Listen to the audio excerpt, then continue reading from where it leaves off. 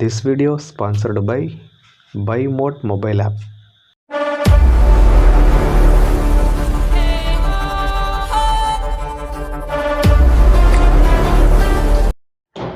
இன்றைக்கான வீடியோவில் நம்ம எதை பற்றி பார்க்க போகிறோம் அப்படின்றதுக்கு முன்னாடி நீங்கள் இன்னும் நம்ம சேனலை சப்ஸ்கிரைப் பண்ணலாம், மறக்காமல் சப்ஸ்கிரைப் பண்ணிட்டு பாருங்கள். இன்றைக்கான வீடியோவில் 10th புக்கில் கடைசி 9வது இயலில் ஜெயகாந்தன் பற்றிய இம்பார்ட்டன்ட் கொஷின்ஸ்லாம் பார்க்கலாம் வாங்க.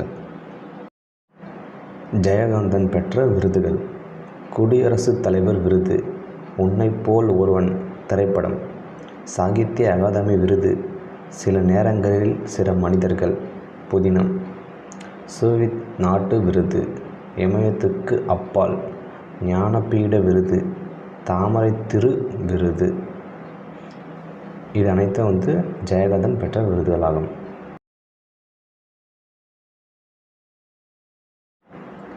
தர்மார்த்தங்களை உபதேசிக்கவே வியாசர் பாரதத்தை எழுதினார். ஜெயகாந்தன் எத்தனை பாத்திரங்களை படைத்திருந்தாலும் அந்த பாத்திரங்களில் சிறந்த அம்சங்களை குறிப்பிட தவறுவதில்லை. துவேஷத்தை பரப்புவது அவருடைய இயல்பு சற்றும் ஒவ்வாதது. அவர் அரசியலில் தொடர்ந்து பங்கு பெறாமல் போனதற்கு இது கூட காரணமாக இருக்கலாம் என்று அசோகமித்திரன் குறிப்பிட்டுள்ளார். ஜெயகாந்தன் என்ற முத்துக்களின் சில எழுதிய நூல்கள்: சிறுகதை தொடர்பு, குறும்புதினங்கள், புதினங்கள், மொழிபெயர்ப்பு, திரைப்படமான படைப்புகள் என்று அவர் படைத்த அனைத்து படைப்புகளும் இங்கு கொடுக்கப்பட்டுள்ளது. இந்த பாக்ஸில் படித்து தெரிஞ்சுக்கோங்க.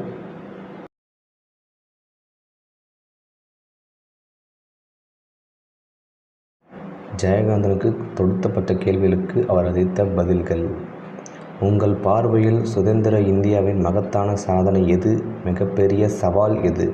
மகத்தான சாதனை பெற்ற சுதந்திரத்தினை பேணி காப்பது. மிகப்பெரிய சவால் அதுவே. இந்த வயதில் தேசம் செல்லும் பாதை, எழுத்துக்களின் போக்கு, இவற்றை எல்லாம் பார்க்கும்போது எப்படி இருக்கிறது? காலந்தோறும் மாற்றங்களை நாம் பார்க்கிறோம், நாமும் மாறிக்கொண்டு இருக்கிறோம் என்று ஜெயகாந்தன் கூறிய பதில்கள்.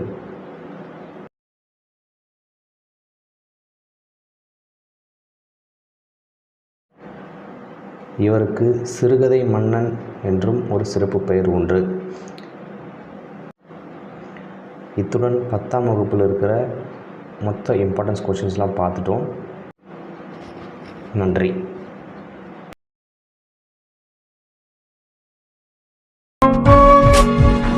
Thank you.